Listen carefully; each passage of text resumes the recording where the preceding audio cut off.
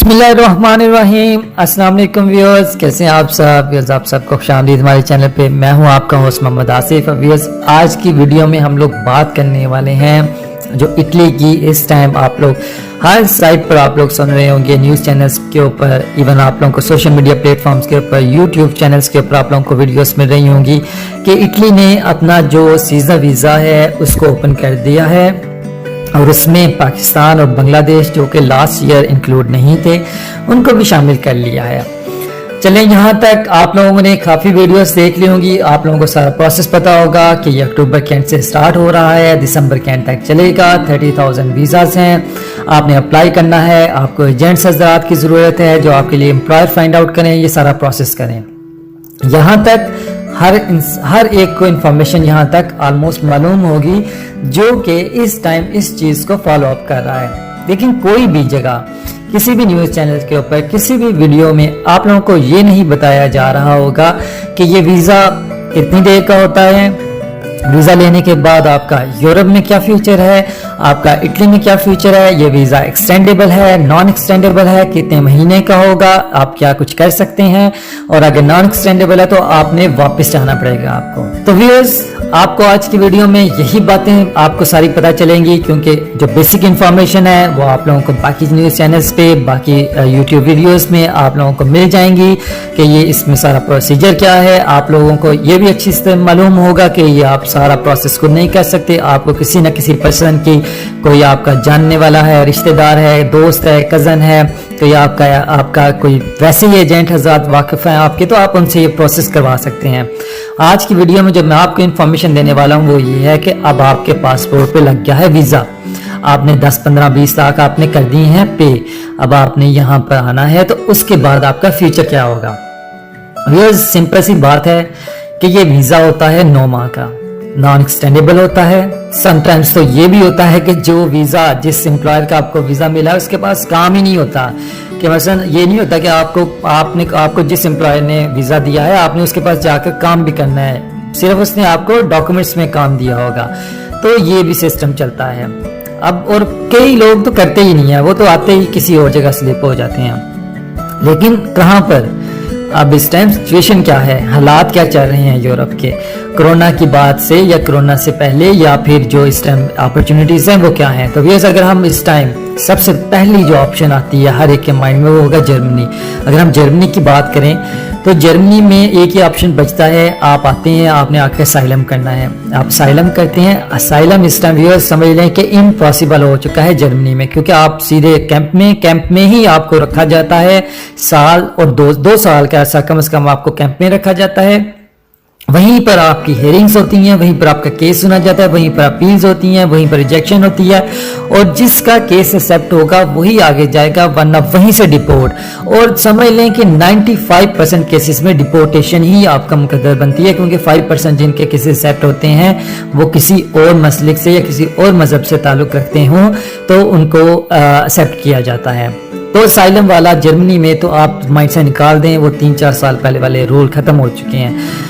अब दूसरी ऑप्शन आपके पास बचती है जो थोड़ी लॉन्ग है और थोड़ा सा कॉस्टली भी है, वो है स्पेन। देखें, अगर आप स्पेन में आते हैं तो स्पेन में ये प्रोसेस होता है कि 3 साल इलीगल रजिस्ट्रेशन करवाएंगे, आप इलीगल रहेंगे, 3 साल बाद आप किसी से कॉन्ट्रैक्ट खरीदेंगे। 10 to 15,000 यूरो के दरमियान इस टाइम रेट चल रहा है कॉन्ट्रैक्ट का। कॉन्ट्रैक्ट खरीदने के बाद आप लगाएंगे, प्रोसेस होगा और आपको 6 महीने या साल के अंदर पेपर मिलेंगे। तो ऑलमोस्ट 4 years का अरसा आपको इलीगल स्टे करना पड़ेगा।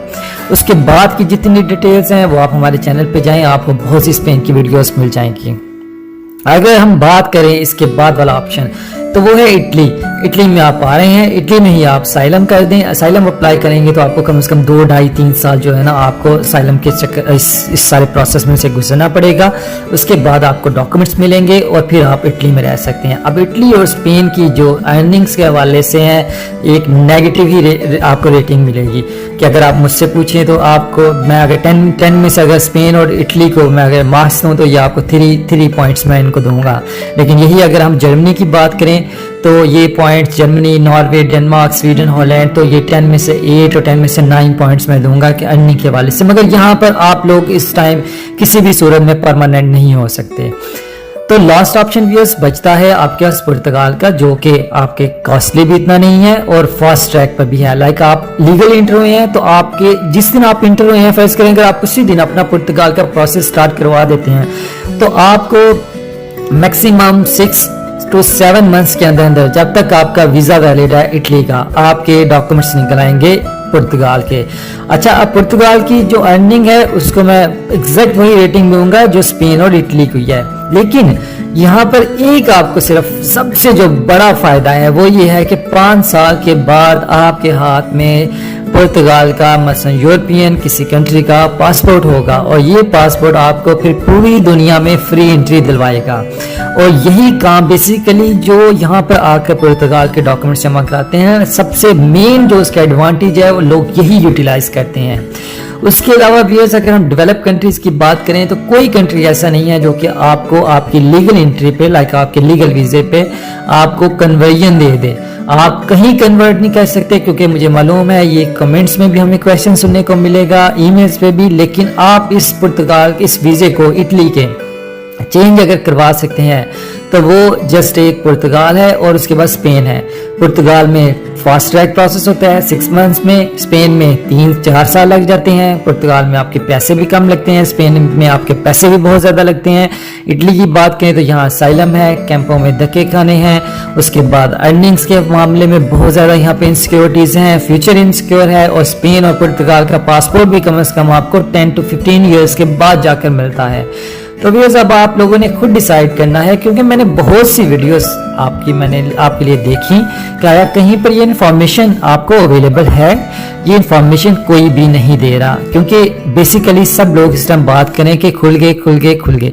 भाई अगर खुल तो गए हैं, उसके बाद करना क्या है? जिसने 15-20 लाख जो लगा कर आया है वो क्या करेगा यहाँ पर आकर? कैसे ये सारे के सारी इनकम जो है, जितना पैसा वो लगा के है उसकी रिकवरी करेगा?